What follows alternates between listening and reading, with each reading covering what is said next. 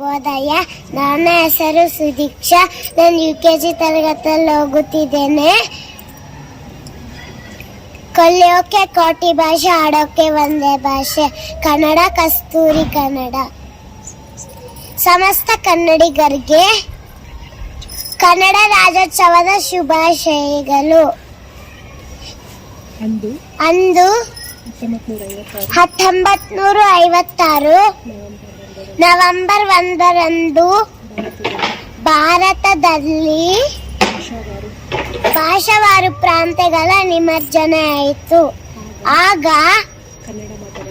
ಕನ್ನಡ ಮಾತನಾಡುವ ಜನರು ಒಂದುಗೂಡಿಸಿ ಕರ್ನಾಟಕವನ್ನು ರಚಿಸಲಾಯಿತು. ಈ ದಿನವನ್ನು ಸಂಭ್ರಮದಿಂದ ಆಚರಿಸೋಣ. ಜೈ ಕರ್ನಾಟಕ, ಜೈ ಕನ್ನಡ. ವಂದನೆಗಳು.